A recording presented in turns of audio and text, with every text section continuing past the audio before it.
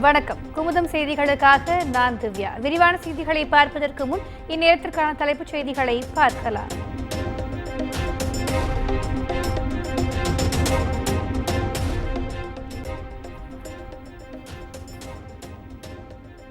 சிலந்தி ஆற்றின் குறுக்கே கேரள அரசு தடுப்பணை கட்டும் விவகாரம் தாமாக முன்வந்து விசாரணைக்கு அடுத்தது தென்னிந்திய தேசிய பசுமை தீர்ப்பாயம்.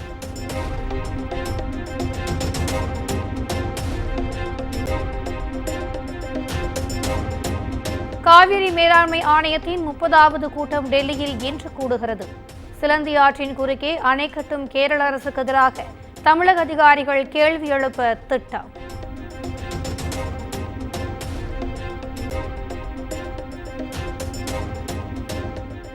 காவிரி உரிமையை சட்ட ரீதியாக மட்டுமல்ல அனைத்து விதத்திலும் தமிழ்நாடு அரசு நிலைநாட்டும். சிலந்தி ஆற்றின் குறுக்கே அணை கட்டுவது குறித்த இபிஎஸ்ஸின் கருத்துக்கு அமைச்சர் துரைமுருகன் பதிலடி.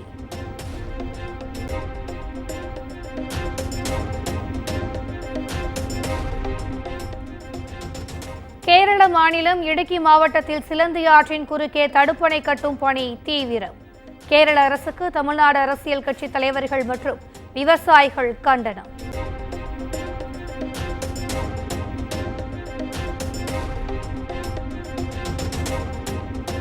சென்னை எண்ணூர் கோரமண்டல் ஆலையை மீண்டும் திறக்க நிபந்தனை. மாசு கட்டுப்பாட்டு வாரியத்தின் பரிந்துரைகளை கட்டாயம் பின்பற்ற தென்மண்டல பசுமை தீர்ப்பாயம் உத்தரவு.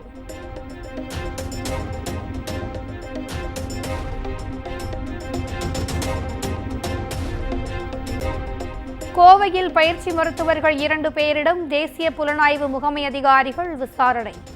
பெங்களூரு ராமேஸ்வரம் கஃபே குண்டுவெடிப்பு வழக்கு தொடர்பாக விசாரணை நடத்துவதாக தகவல்.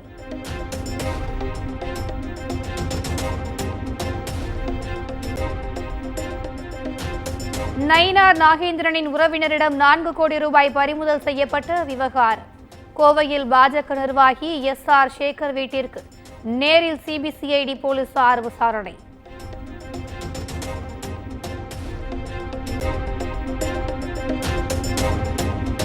போதைப் பொருள் கடத்தல் வழக்கில் ஜாஃபர் சாதிக்கின் சகோதரர் சலீம் ஆஜர்.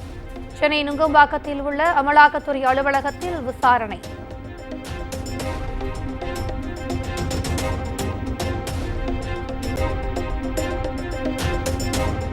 பள்ளிகளுக்கு மாணவர்கள் கைகளில் வண்ணக்கயிறு அணிந்து வர தடை.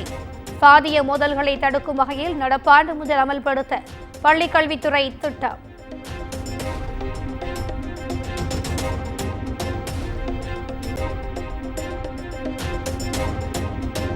வங்கக்கடலில் 24 மணி நேரத்தில் புதிய காற்றழுத்த தாழ்வு பகுதி உருவாக வாய்ப்பு. இந்திய வானிலை ஆய்வு மையம் தகவல்.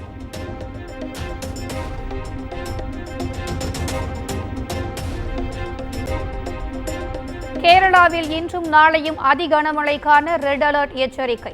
தமிழ்நாட்டில் இன்று கனமழை பெய்யக்கூடும் என்று இந்திய வானிலை ஆய்வு மையம் தகவல்.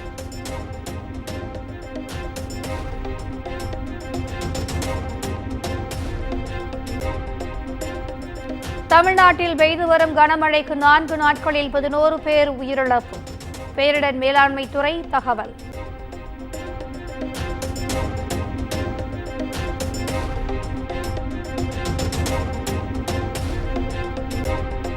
தமிழ்நாட்டில் ஈரோடு, கரூர் உட்பட பல்வேறு மாவட்டங்களில் பரவலாக மழை.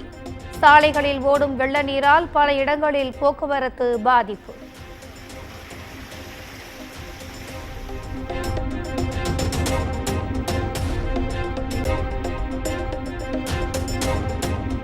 கரூரில் பெய்த கனமழை காரணமாக மூழ்கிய சர்க்கஸ் கூடாரம்.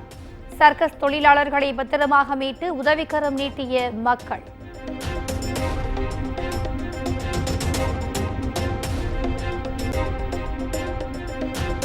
மேட்டுப்பாளையம் குன்னூர் இடையேயான மலைரயில் போக்குவரத்து இன்று ரத்து. மழை தொடர்வதால் 3வது நாளாக சேவை ரத்து செய்யப்படுவதாக சேலம் கோட்ட ரயில்வே நிர்வாகம் அறிவிப்பு.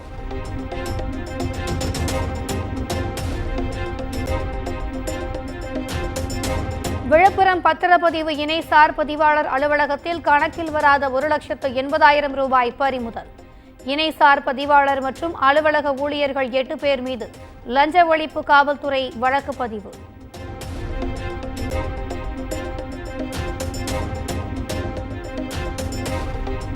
கொடைக்கானலில் மலர் கண்காட்சியை ஒட்டி நடத்தப்படும் படகு போட்டிகள் ஒத்திவைப்பு. தொடர் மழை பெய்து வரும் 25ஆம் தேதி நடைபெறும் என சுற்றுலாத்துறை அறிவிப்பு.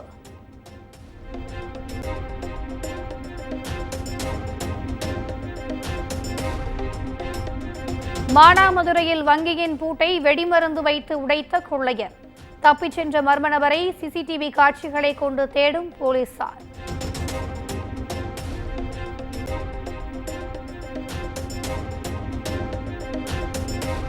கரூர் அருகே கருப்பம்பாளையத்தில் உள்ள தேசிய நெடுஞ்சாலையில் குளம் போல் தேங்கியிருக்கும் மழைநீர். வாகனங்கள் பழுதாகி நிற்பதால் பல கிலோமீட்டர் தூரத்திற்கு போக்குவரத்து பாதிப்பு.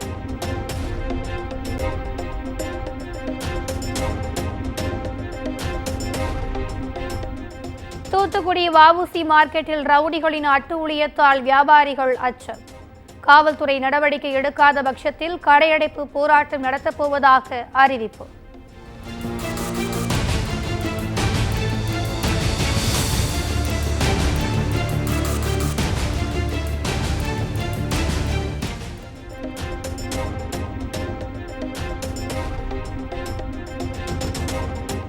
ஒட்டன்சத்திரம் பகுதியில் சாலை ஓரம் நிறுத்தப்பட்ட வாகனங்கள் மீது மோதிய சரக்கு வாகனம்.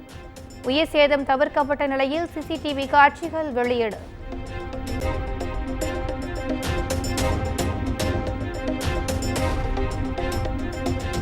நாகூர் தர்கா குளத்தில் ஆயிரக்கணக்கான மீன்கள் செத்து மிதப்பதால் மக்கள் அதிர்ச்சி. சிறிய படகுகளை வைத்து மீன்களை அப்புறப்படுத்தும் பணிகள் தீவிரம்.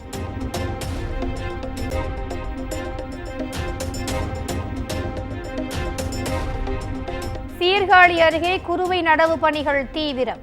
களைப்பு தெரியாமல் பாட்டு பாடி நடவு பணி செய்த பெண்கள்.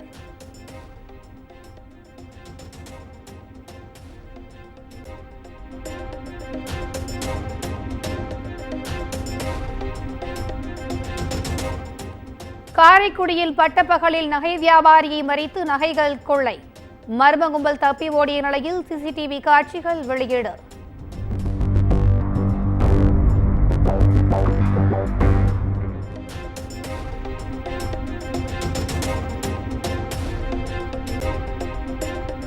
ஒடிசாவின் பூரி ஜெகநாதர் கோயில் அறக்கட்டளையை பூட்டி சாவியை தமிழ்நாட்டிற்கு எடுத்துச் சென்று விட்டனர். ஒடிசாவில் கட்டாக் பகுதியில் நடைபெற்ற தேர்தல் பிரச்சார கூட்டத்தில் பிரதமர் நரேந்திர மோடி பேச்சு.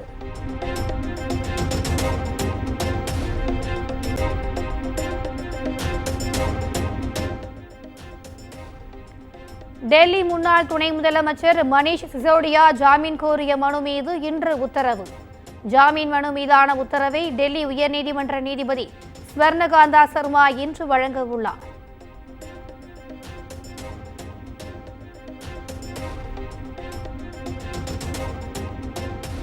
முன்னாள் பிரதமர் ராஜீவ்காந்தியின் 33வது நினைவு தினத்தை ஒட்டி காங்கிரஸ் தலைவர்கள் அஞ்சலி. டெல்லியில் உள்ள ராஜீவ்காந்தி நினைவிடத்தில் காங்கிரஸ் தலைவர்கள் மலர் தூவி மரியாதை செலுத்தினர்.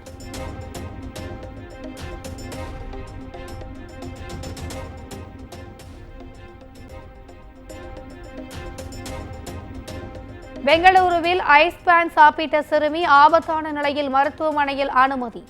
வயிற்றில் துளை ஏற்பட்ட நிலையில் தீவிர சிகிச்சை.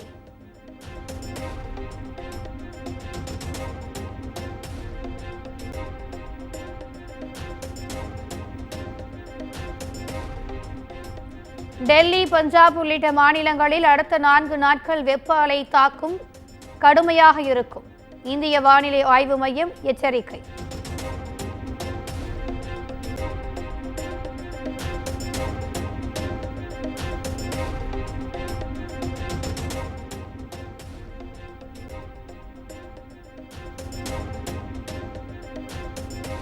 ஈரானின் புதிய அதிபராக துணை அதிபர் முகமது முக்பர் தேர்வு.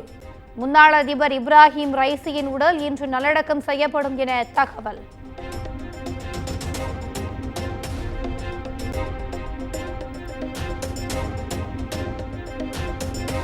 Sri Rangabhupathi international school, CBSE, செஞ்சி.